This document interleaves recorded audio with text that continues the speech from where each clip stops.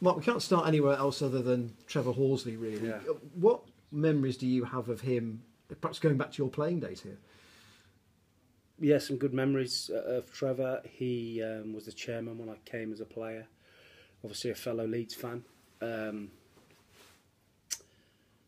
Yeah, and he was he ran the club from top to bottom, really, and spent a lot of times on KB coaches, with Kendo having a fag out the front window, Trevor having a fag out the back window, and on trips up and down the country, really enjoyable times. And he was a really good man, Trevor, and like I say, he did really well for the football club. Sad. Do you see comparisons in the way Dale is running the club now compared to the way Trevor ran it in your playing days, albeit the characters are different? Totally different characters, definitely. But they both want the best for the club. You know, they both putting their money where their mouth is, and helping to fund the club. And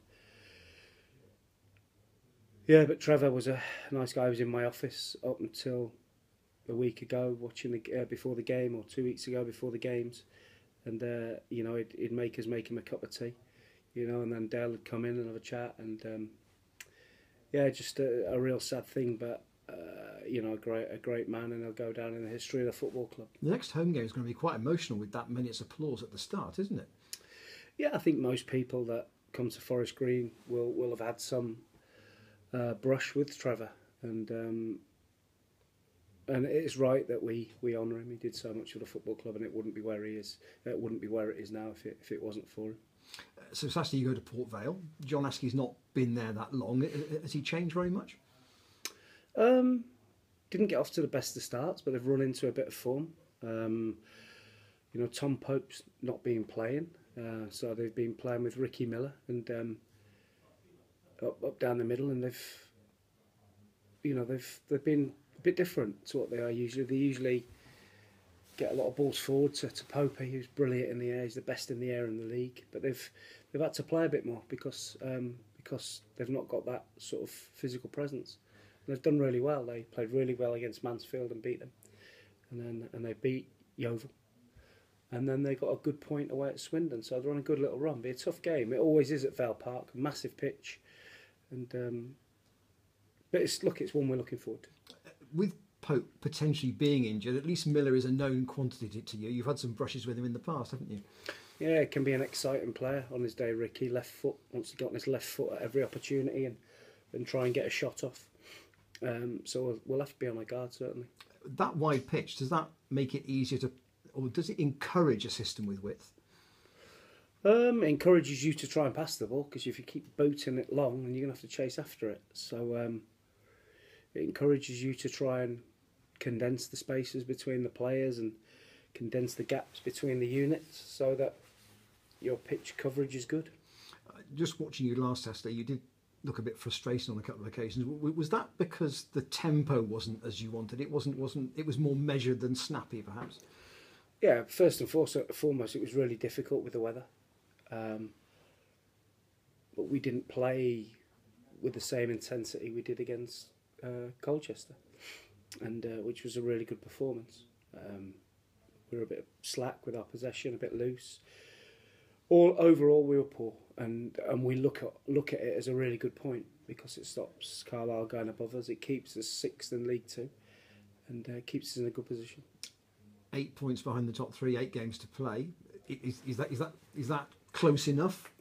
You can never say never, can you? If we win every game, then you'd have a chance of getting in the top 3 places, possibly. But listen, we just always, like I say, we're looking at Saturday and 3 points to hopefully get a gap between us and 8th place. We'd be north of 80 if you won all 8.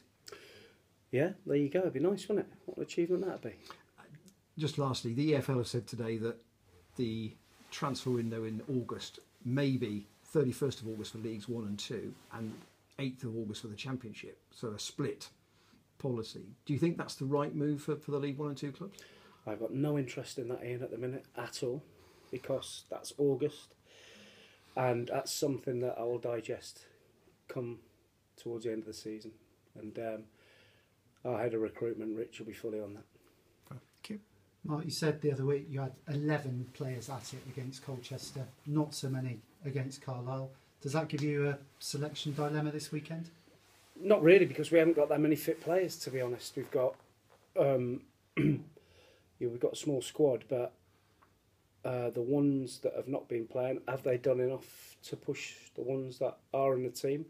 I'm not so sure. I also want to try and get a bit of consistency with the system and with the team going into the last kind of 8 games. Because I imagine at the end of the day, while it was fantastic 3 points against Colchester, in hindsight, or looking back on it, it was quite a good point against Carlisle. Yeah, one of our best performances this season was away at Carlisle. Played really well, but when we came here on Saturday, we didn't.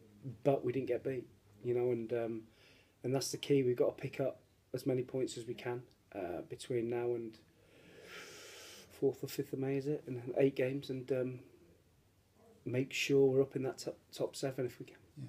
How's Christian Doidge's mindset at the moment? Are you having to put an arm around him, or is he a top pro and just getting on with everything? He's a top pro. He is a top pro, but I think when that kind of scenario happens to you, it's difficult to know how you'd react unless you've been in it. For somebody to take away a life-changing opportunity in terms of finance and enter into an agreement with you and then pull it away is very difficult for him, as it is with the football club, you know. So, but the chairman's dealing with that, and we'll know more at a later date. But Christian, like I say, is a top pro. At some point he has to get his head together. As much as we want to put our arm around him and try and look after him, it is going to come down to him showing everybody that he's going to do what he's going to do to get back where he thinks he should be. Right, yeah. You say a few injuries and a few bumps and bruises. Is it going to be a struggle to get that? No, 17? No, we should be all right. But it's, you know, Lee Collins won't make it from the weekend. Mills has got a little bit of a strain. Shepherd's got a bit of a strain. So we have to see what it is. But whatever team we put out, I fully expect us to be committed and show the real desire that's needed to get 3 points. Yeah. What sort of style do you expect from Port Vale on Saturday? I think they'll come out. They're in good form. I think they'll press and they'll and get after us. You know, they'll probably think that they can get after us and score some goals. So I think they'll have a right go at it. Yeah. Okay. Cheers. Michael, just a social media.